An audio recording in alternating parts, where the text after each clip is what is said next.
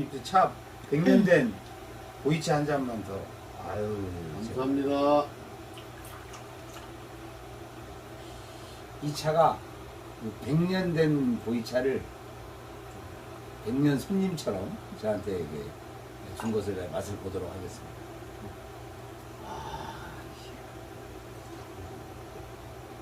이 100년 됐으면 저희 아버님 나이하고 이 똑같은 차를. 시원하고 부드럽고 좋죠? 아유, 차는 다양하게 있지만 제가 오늘 그 100년 된 보이차도 이렇게 대접받으면서 귀촌 또는 귀농을 해서 사람들이 자리를 잡는 여러 가지 과정이 있잖아요. 근데 아까 그 합격살 어떻게 해서 그 이름을 지었는지, 그리고 여러 가지 농사를 짓다가 쌀 농사를 가지고 우루과이 라운드 95년도에 야 그럴 때 오히려 내 쌀을 지키고 이걸로 내가 해야겠다는 발상의 전환, 이런 것들이 아마도 귀농귀촌 하시는 분들에게도 많은 생각들을 하게 하지 않는가, 그런 느낌을 받았고요. 근데 우리 대표님 그 논농사 지금 주로 짓고 계시는데 논농사는 몇 평이나 짓고 계세요? 제가 많이 할 때는 한 몇만 평씩 했어요. 아, 몇만 평씩 하시다가. 이제 올해 많이 했는데 최근에는 이제 많이 바쁘고 힘들고 그래서 지금 농사를 많이 줄이고 그러니까 친환경을 하는데 대신 이제 지역별로 그 단지가 많이 있어요. 그러니까 친환경 단지를 만들어서 그 친환경 단지에 그 좋은 쌀들을 이렇게 수매해서 이렇게 쓰기도 하고, 어차피 제가 농사를 많이 진다고 하더라도 제 쌀이 부족하니까. 그리고 저처럼 이렇게 다 마케팅이나 유통을 할 수 있는 건 아니잖아, 농업인들이. 그렇습니다. 그래서 그렇죠. 단지를 만들어서 우리 단지원들이 생산한 좋은 쌀들을 제가 비싸게 수매를 해서 이렇게 다 마케팅을 해주고 그렇게 하는 거죠. 1년에 제가 필요한 쌀들은 우리가 한 가마, 두 가마 그렇게 얘기하죠. 이제 한 가마는 80kg인데 1년에 한 1000가마 정도 이렇게 필요해요. 그렇게 이제 제가 농사 직접 지으면서 또 단지원들이 농사진 이 쌀들을 수매하고 이렇게 해서 제가 다시 이제 좀 소개를 하고 구체적으로 우리 합격살의 경영 전략이라든지 차별화라든지 그 다음에 여기서 지금 차를 마시고 다양한 문화예술이 있죠. 이게 동서의 융합인데 이거는 제 개인적인 취미의 공간이기도 하지만 우리 많은 고객들이나 많은 지인들 그리고 많은 단체들하고 이렇게 융합을 해가는 그런 융합의 현장이다. 그래서 아까도 말씀드렸지만 여기는 우리가 이제 과거에는 6차 산업이라고 그랬어요. 1차는 생산, 2차는 제조 가공, 3차는 이제 융합이죠. 이제 비즈니스, 마케팅, 서비스, 문화예술. 그래서 1 더하기 2 더하기 3에도 6이고 1 곱하기 2 곱하기 3에도 6이죠. 1, 2, 3차를 융합하는 게 6차 산업인데 이제 굳이 구분하면 4차, 5차 얘기하잖아요. 4차는 이제 정보통신 분야, 5차는 뭐 감성 이렇게 얘기하는데 바로 여기가 6차 산업과 인문 병행의 샤이리그 메카다 이렇게 이해를 하시면 되고요. 그래서 저는 이렇게 소개를 해요. 어디 가서 강의를 하거나 또 이제 벤치마킹 이렇게 온 분들한테 저를 소개할 때 트렌드와 예술이 소통하는 합격살과 기업 경영의 합리성을 실천하는 농업인 피부입니다. 이렇게 제가 하거든요. 그래서 이제 문화 예술의 현장이 많은데 문화와 예술, 문화 커뮤니티 활동을 통해서 소비자와 정서적인 면을 교류하고 또 생산의 단계를 넘어서 자연 플러스 문화 플러스 트렌드까지 감안한 고객 감동형 마케팅의 현장이다. 이렇게 생각하시면 되고요. 자, 그리고 우리가 합격살 또 누룽지 제 상품들이 있지만 여기에 이제 경영 전략이 있어요. 그건 이제 제가 말씀드리면 첫 번째는 새로운 농업의 패러다임이라고 하시는 차별화죠. 그러니까 상품, 문화예술을 통한 상품과 서비스 경쟁력 강화를 통한 상품의 차별화에 있다. 이렇게 말씀드리고, 두 번째는 이제 농업도 CEO죠. 농업인도. 그래서 이제 농업인도 CEO이기 때문에 기업 경영의 합리성을 접목하고, 그리고 변화와 경쟁을 추구하면서 그러니까 미래지향적인 의식의 대전환을 거쳐서 내가 이 분야의 최고 전문가가 되어야 되겠다 하는 거죠. 그러면 그 강사님 그 쌀농사 지금 논농사 짓고 계시잖아요. 보통 그 귀촌 또는 귀농을 꿈꾸는 그 도시인들이 대다수가 특용작물 또 묘목 뭐 산나물 뭐 아니면 버섯 이런 여러 가지 형태의 관심도가 더 높고, 우리가 쌀 하면 농자 천하 지대 분야이기도 하고, 또 안보 식량 안보의 최전선에 있는 게 쌀인데, 이 쌀농사 그러니까 즉 벼농사는 돈이 안 된다 라고 하는 말씀을 많이 하시고, 실제로 또 그런 경향이 있는 건 사실입니다. 그런데도 불구하고 우리 강사님은 쌀농사를 짓는 정신뿐만 아니라 쌀농사를 통해서 지금 다른 분의 쌀농사까지도 수매, 그러니까 즉 구매를 해서 6차 산업을 통해서 판매까지 해주는 그런 걸 하고 계시는데, 우리 강사님이 봤었을 때 귀촌 또는 귀농 하시려고 하시는 분에게 쌀농사가 가지고 있는 현실과 또 쌀농사가 왜 중요한지, 그리고 쌀농사를 갖고도 그 돈이 안 된다는 것을 넘어설 수 있는 방법이 있는지, 또 쌀농사가 좋은 점이 뭔지, 뭐 이런 것들을 좀 한번 생각나시는 대로 한 말씀 좀 부탁합니다. 쌀이라고 하면 우리 민족의 주곡이죠. 그래서 아까도 말씀드렸지만 세상은 사명감을 가진 사람에서 변화가 되게 되어 있다는 말씀을 드렸어요.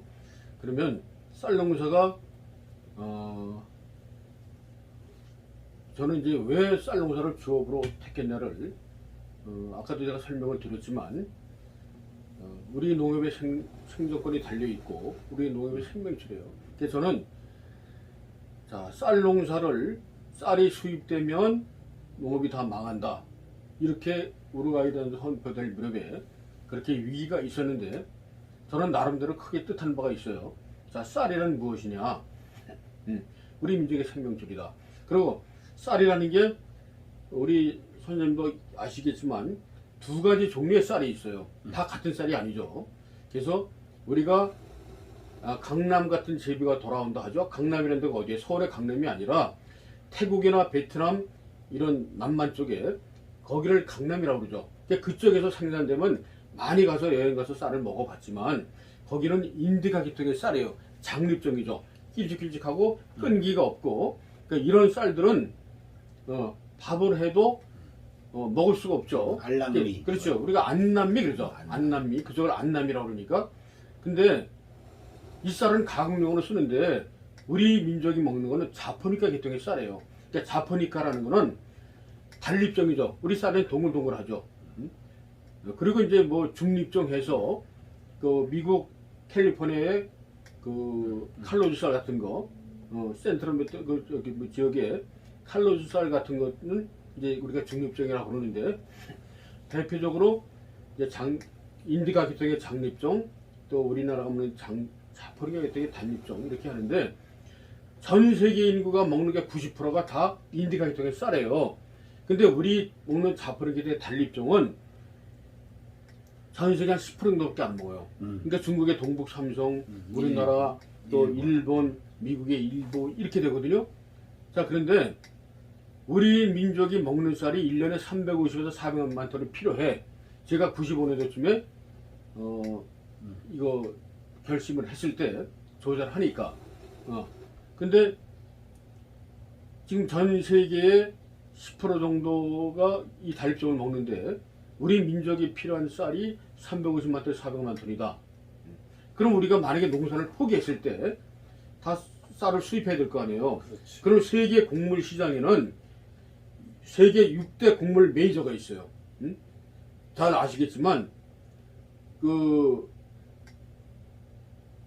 6대 곡물 메이저라고 해가지고 큰 그 그룹에서 뭐 카길, 뭐 붕괴, 트로피스, 가빌론 뭐 해가지고 그 메이저 그룹에서 세계 시장의 쌀을 좌우지 하는데 인공수정 띄워놓고 올해는 어디가 풍년이 들고 어디가 가뭄이냐 이렇게 해서 쌀 수급 조절을 하잖아요. 근데 세계 곡물 시장에서 우리가 먹는 쌀이 한 300에서 350만 톤밖에 안 된대요. 그럼 우리 민족이 그걸 다 수입을 해도 우리는 못 한다는 얘기죠. 안 된다는 얘기죠. 근데 만약에 우리가 쌀을 수입했을 경우에 그 사람들이 자국 내 어떤 정치 변동상이나 또 아니면 천재지변에 있을 때 이 쌀을 아주 가격이 폭등하거나 또 수출을 제한할 수 있겠죠. 그렇죠. 네, 그렇게 되면 우리가 아무리 산업화를 일으켜서 돈을 많이 번다고 하더라도 우리의 먹거리잖아. 식량거리 먹거리인데 이걸 우리가 자급하지 못하면 외세에 의존하면 우리가 주권 국가라 할 수가 없다. 이런 생각이 들었죠. 이런 생각이 들어서 그래서 다른 거하고는 경제 논리가 다르다. 쌀만큼은 무기와 안보 차원에서 다루는 게 맞다. 이렇게 해서 그럼 아까도 얘기했지만 그럼 그 쌀을 어떻게 할 것이냐. 앞으로의 세계는 친환경의 시대라는 얘기죠.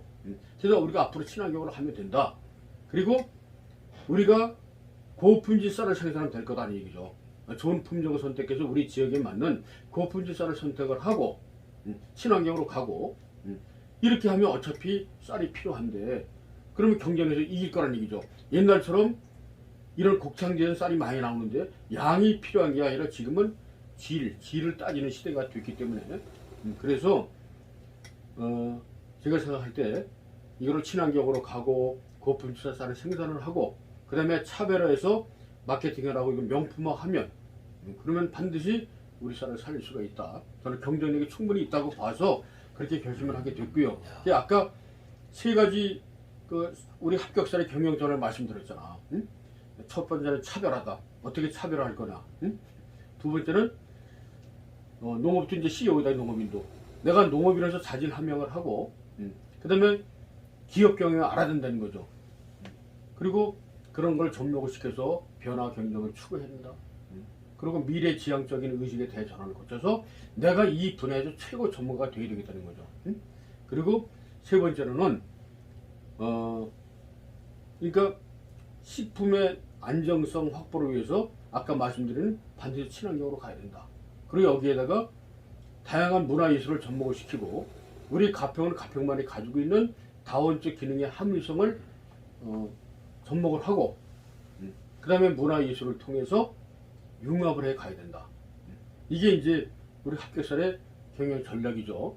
그 다음에 그러면 어떻게 마케팅을 할 거냐. 그러면 우리 합격살의 경쟁력은 어디 있냐. 이게 중요한 거죠. 자, 그러면 저는 경쟁력을 세 가지 찾았어요. 가평에서.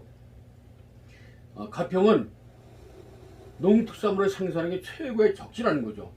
이게 쌀이라는 거는 38도선을 이렇게 지나가는 지역이 가장 잘 돼요. 그래서 여주, 이천 이쪽 쌀이 유명한 것도 그 위도하고 무관하지 않고 그 다음에 제가 이제 일본 니가다 현의 그 우오누마에 가면 거기 고시가리 쌀이 유명한데 그 고시가리 쌀을 거기도 제가 가보니까 가평처럼 그 산악 지역이고 그 다음에 그러니까 위도가 38도를 지나가요. 그러니까 가평하고 위도가 같다는 얘기죠. 그리고 골짜기 물을 이용을 해서 농사를 짓고 그러니까 친환경이라는 거는 큰 이 넓은 평야 지역에서는 친환경이 불가해요. 왜냐면 4급수, 5급수의 저수준 물 가지고는 친환경이 불가하고 물이 깨끗해야 되니까. 그리고 내가 혼자 친환경 하겠다고 되는 거 아니잖아. 옆에 사람들 농약 뿌리고 방지하는데 농약으로 기계 비행기로 농약 뿌리고 씨 뿌리는 친환경이 안 된다. 그러면 그렇죠. 그래서 우누마 지역에서 나는 고시가리 쌀이 일본의 최고의 쌀이더라. 굉장히 비싸더라는 얘기죠. 그러면 그 위도가 같은 자연 환경이 거의 흡수한 우리 가평에서 이렇게 친환경으로 가고 좋은 품종의 쌀을 심으면 우리도 최고의 쌀을 생산할 수 있다는 그런 확신과 소신을 가지고 이제 품종의 차별화 그렇게 해서 아까 말씀드렸듯이 가평은 그 벼라는 거는 고온성 식물이죠. 거기다가 등숙기 쌀이 어무는 시기에 벼는이 굉장히 중요해요. 그러니까 낮과 밤의 차이가 가평은 15도 플러스 마이너스 15도에서 차이가 난다고. 이렇게 차이가 났을 때 낮에 뜨거웠을 때 영양분을 축적을 했다가 밤에 갑자기 온도가 내려가 추워지면 이삭이나 열매로 전리되는 전분의 양이 많아진다는 거예요. 단단하고 알차게 양분이 축적이 돼서 사과나 포도나 우리 쌀이 단단하고 고소하고 끈기가 맛있는 거예요. 근데 낮에도 덥고 밤에도 더우면 그러면 쌀이 나는 거 생명체도 호흡을 해. 호흡량이 증가하면 모양은 좋은데 쌀이 푸석푸석하고 말말씩 떨어진다. 그래서 일반적으로 더운 지방의 쌀들 그 기온이 심하지 않은 데는 미질이 떨어지는 거죠. 그래서 가평은 친환경에 적시라는 거죠. 자연환경을 볼 때. 그게 첫 번째 경쟁력이고 두 번째는 바로 아까 말씀드린 골짜기에서 물이 들어오고 마을 단위로 해서 이렇게 단지를 만들어서 친환경화가 좋기 때문에 두 번째로 아주 친환경이 적시다. 그 다음에 세 번째는 지금 수도권 인구가 얼마예요? 그전만 해도 우리가 95년도만 해도 2200만원 수도권이라고 했는데 우리가 1시간 거리에 우리의 거대한 시장인 수도권이 있다는 얘기죠. 난 거기서 경쟁력을 찾은 거야. 2천만 시장이라고. 이거 어마어마한 수도권이니까 뭐 인천까지 다죠. 뭐 경기도 이런 서울 하면 그러면 1시간 거리에 어마어마한 우리의 큰 시장이 있다는 거지. 그래서 내가 이거 차별화를 해서 좋은 상품을 만들어서 이렇게 하면 무한한 시장이 있다는 얘기죠. 자, 이렇게 해서 난 여기서 경쟁력을 찾았던 거야. 그 다음에 그럼 어떻게 마케팅을 할 것이냐. 저는 아까도 말씀했지만 이름도 특이하지만 저는 철저하게 차별화한다는 얘기죠. 기본적으로 친환경으로 가지만 맛도 있지만 상품의 포장부터 차별화를 하겠다는 거죠. 그리고 저는 VIP 마케팅 하겠다는 거야. 돈 많은 사람들이 많이 있잖아요. 우리 명품이라는 게 있잖아. 샤넬, 크리스찬 디올, 알마니, 베르사체, 버버리, 닥스, 발리, 프렌드, 뭐 입산 롤랑, 뭐 피에르 가리댕, 뭐 너무나 많은 브랜드가 있잖아. 그 이 브랜드는 어디서 팔려요? 고급 시장에서 돈 많은 사람들 VIP 시장에서 팔리는 거야. 그래서 저는 그 브랜드에서도 배우는 게 굉장히 많아요. 그래서 나는 항상 내가 생산하는 제품 명품이 돼야 되겠다는 거죠. 자, 그리고 이 명품을 내가 만들었으면 이거를 명품은 누가 써요? 그레이드가 있고 그러니까 고급 시장에서 돈 많은 그 VIP들 사는 거야. 근데 내가 생산한 합격서의 누룽지가 명품인데 이것을 마케팅하고 유통하는 내가 합히면 안 되겠다는 얘기죠. 그러니까 내가 명품이 돼야 내 상품도 명품이 된다. 그러니까 이런 거를 생각을 가지고 그래서 제가 이제 VIP 마케팅 해야 되겠다. 그러니까 첫 번째가 이제 VIP 마케팅인 거야. 고급 시장으로 가겠다는 거죠. 아무리 그런 브랜드가 명품이면 그거 다 알면서 이런 시장이나 서민들이 많은 데서는 좋지만 살 수가 없다. 우리 브랜드가 그렇잖아. 아까 제가 한 20여 가지 브랜드 얘기를 했지만 저는 브랜드 공부를 해요. 그리고 일부러 홍콩 같은 데 제가 가끔 가면 내가 농민이 무슨 쇼핑하겠다고 홍콩을 가겠어. 전 브랜드 공부하러 가는 거야. 아까 가서 뭐 루이비통은 또 프라다는 여기에 특징이 뭐고 이런 거를 좀 공부하러 가는 거예요. 현대는 신분이 없는 사회에서 유독 신분을 드러낼 수 있는 거는 브랜드다. 응? 나는 롤렉스를 차야 되고, 나는 라미를 차야 되고, 응? 나는 뭐 듀퐁 펜을 써야 되고, 나는 몽블랑 펜을 써야 되고, 응? 나는 뭐 프라다나 루이비통 가방을 해야 되고, 응? 이게 신분이 오면서 신분을 드러내는 게 명품 브랜드라는 얘기죠. 그래서 브랜드라는 거는 오래 쓸수록 질리지가 않고 내 소중한 추억이 담겨 있고 가치가 빛나고 실효성이 있고, 응? 내 친구가 같고, 이게 명품이라는 얘기예요. 그래서 저는 인사동이나 명동에 가끔 가서 제가 유심히 살피죠. 그러면 남녀노소 누구 할 거 없이 머리끝부터 발까지 보면 이게 이미테이션인지 속된 말로 짜간지 짝퉁인지 진짜인지는 모르지만 전부 다 명품을 하나씩 다 갖고 있거나 가지고 있어요. 거치고 있어요. 난 이거를 굉장히 좋게 생각하는 거야. 이게 자존감이거든. 내가 신앙생활하고 내가 수필가다. 나는 글을 많이 쓰는 사람이야. 응? 근데 일반 이렇게 싸구려 볼펜 같은 것도 좋지만 이건 나를 아끼는 사랑하는 거거든. 그럼 나는 내가 평생에 직업을 하는데 나는 이런 몽블랑 볼펜을 가지고 난 써야 되겠다. 이건 나를 사랑하는 거, 나를 아끼는 거야. 난 그래서 이런 거 굉장히 좋다고 생각해. 비록 이미테이션 망정 이렇게 해서 제가 이런 데서 배우는 거예요. 그래서 나는 내가 하는 명품을 생산하겠다는 거죠. 그래서 대신 명품도 시장이 고급 시장이 있듯이 내가 생산하는 거를 뭐 부리 농산물 시장이나 가락 시장이나 이렇게 너도 나도 다 나가면 그 차별성이 없어진다는 얘기죠. 그래서 나는 고급 VIP 마케팅 했고, 그다음에 이제 아까 말씀드렸지만 이제 거기다가 인문 경영 문화예술을 접목을 해서 이렇게 해서 나의 고개를 만든 얘기죠. 그 고개 감독이 마케팅으로 만드는 거죠.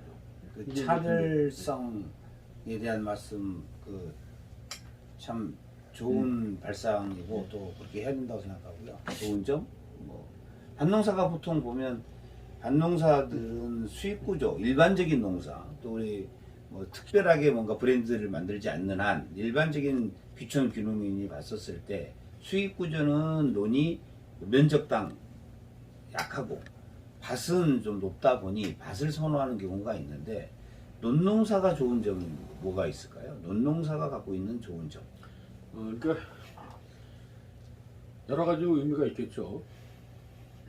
자기의 이제 성향도 필요하겠지만 저는 이제 어렸을 때부터 쌀 농사를 했었고, 그래서 저는 쌀을 선호해서 아까 같은 그런 사명감을 가지고 나는 쌀 가지고 승부를 해야 되겠다는 그런 신념을 가지고 있기 때문에 경쟁력이 떨어진다는 쌀을 가지고 가평쌀을 인력 우리나라 최고의 쌀을 만들고 또 우리 합격쌀을 최고의 브랜드로 만들었다는 얘기죠. 그리고 명품하고 브랜드 VIP 마케팅을 하다 보니까 제 쌀이 고가야. 고가인데도 잘 팔린다는 얘기죠. 그래서 바로 이런 차별성이나 이런 마케팅 전략 이런 것 때문에 저는 쌀 가지고도 충분히 부가가치를 올 수 있었고, 그 다음에 아까 말씀드린 그 제조 가공 누룽지를 생산했다는 얘기죠. 제조를 하면 부가가치를 높일 수 있으니까 이렇게 해서 저는 충분히 쌀 가지고도 이거 고가를 밝힐 수 있고 그렇게 이제 부가가치를 많이 올릴 수 있었는데, 또 마찬가지로 다른 밭작물도 그리고 이제 쌀 농사가 일반적으로 거의 좀 단순한 편이죠. 물론 88가지 그렇게 씨앗 담그기부터 모내기부터 굉장히 힘이 들긴 하긴 하지만 그래도 다른 농사에 비해서는 처음에 모내기 할 때는 굉장히 바쁘고, 그 다음에 이제 쭉 관리할 때가 필요하고, 그 다음에 이제 친환경으로 가다 보면 옛날엔 농약 주기가 굉장히 힘들었어요. 근데 이제 친환경을 가기 위해서는 우리가 흙부터 살려야죠. 그래서 제가 몇 년 동안 흙을 살리는 일부터 시작했어.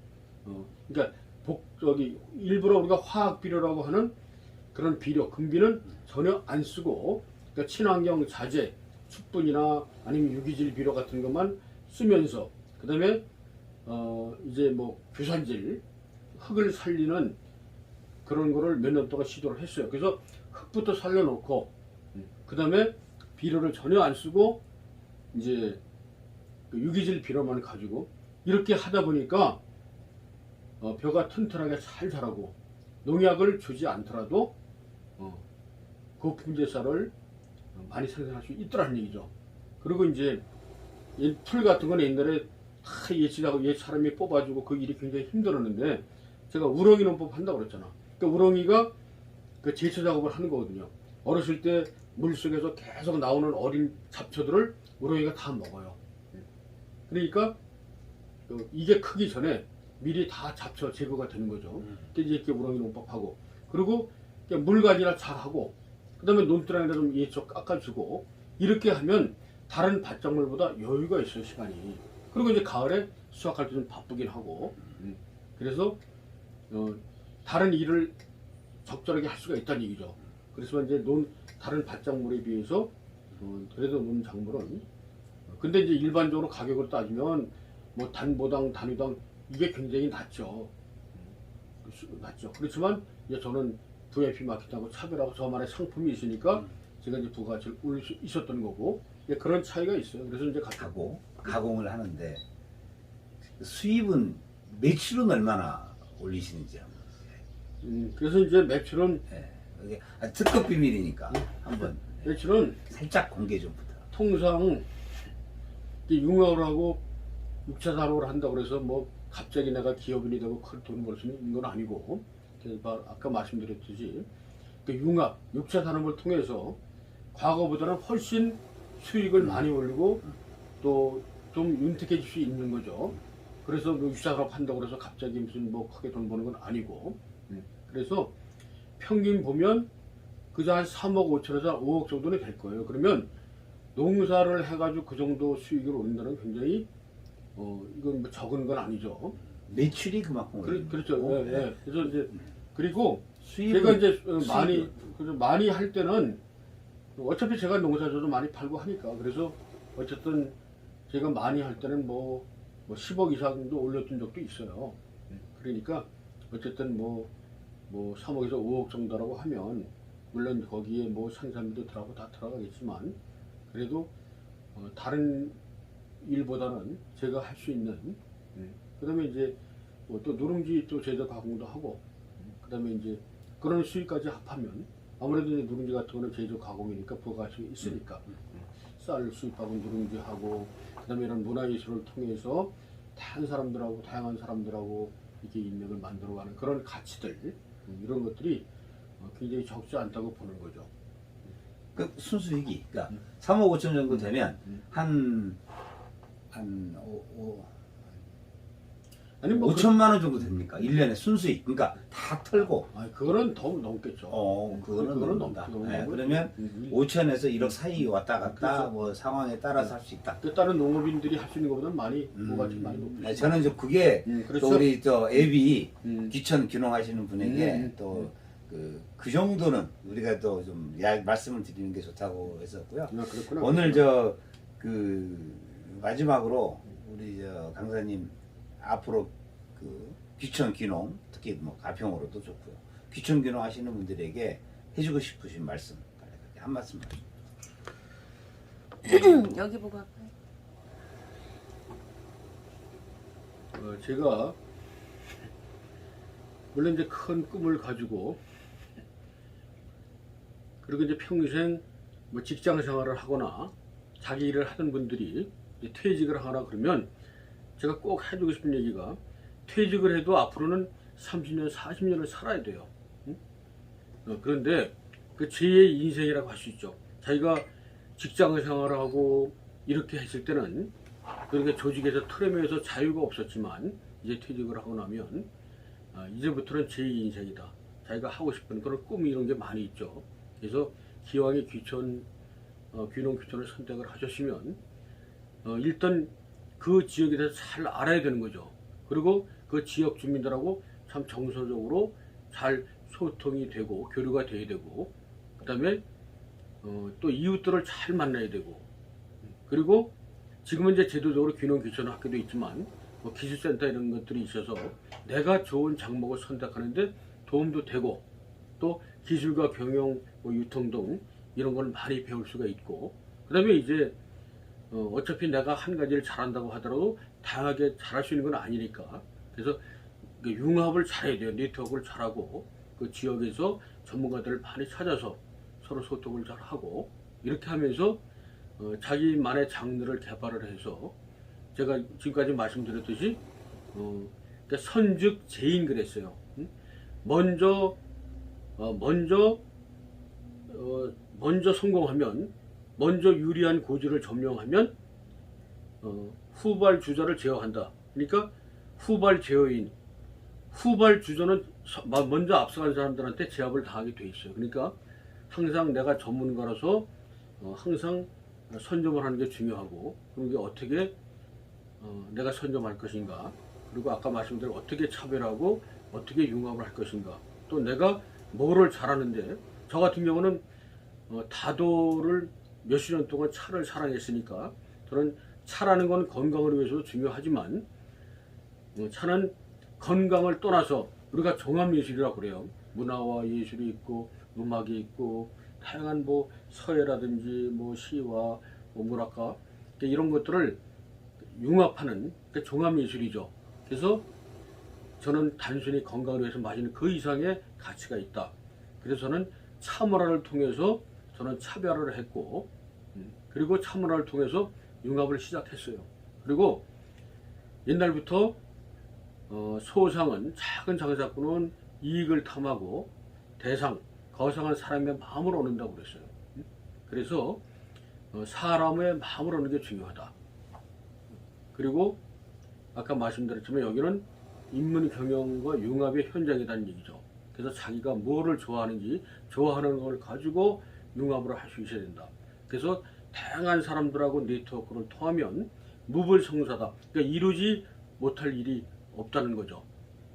그래서 저는 자기가 좋아하는 것도 있지만 끊임없이 노력하고 연구하면서 차별화에 힘쓰고 지역 주민들하고 잘 소통하고 또 같이 연구해 가면서 그러면서 VIP 마케팅 자기만의 시장을 개척하고 자기만의 독자를 가지고 이렇게 해서 사람이 나이 먹을수록 워렌 버핏이 그런 얘기 있어요. 사람이 나이 먹을수록 존경받고 사랑받는 사람이 진정 성공한 사람이다 그랬지 그 돈이 많고 명예와 권력인의 성공은 아니에요. 그래서 내가 잘 그걸 거꾸로 생각해 보면 성공하는 삶보다는 가치 있는 삶을 살아야 되겠다는 거죠. 그래서 이제 남은 인생들을 귀농귀촌을 해서 열심히 하면서 융합을 해서 다양한 사람들하고 소통하고 교류하면서 그러면서 자기만의 차별성을 가지고 이렇게 서로 협력하고 상생하다 보면 그러면 내 삶의 질이 높아지고 내가 건강하고 모든 사람들하고 내가 더불어서 행복하고 또 내가 하는 일도 성공하겠다 하는 얘기죠. 그렇게 해서 이제 저는 항상 얘기하기를 내가 여러분들도 이제 어떤 상품을 하든지 판매를 할 거잖아요.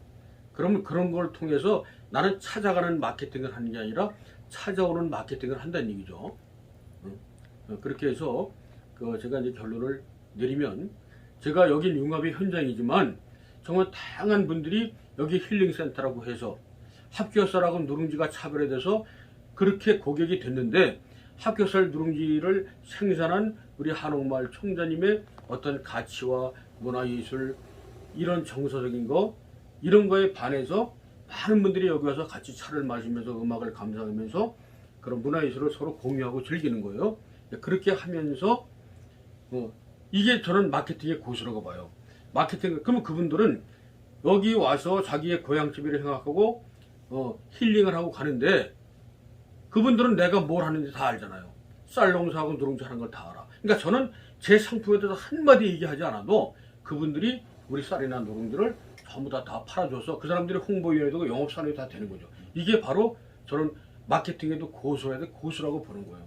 내가 힘들게 찾아가서 마케팅 하는 게 아니라 여러분들도 관심이 있으면 제가 말씀드린 걸 좀 참고로 해서 그렇게 귀농귀촌에 성공하시고 가치 있는 삶을 사시길 바랍니다. 감사합니다. 네, 이제 나 쪽으로 이제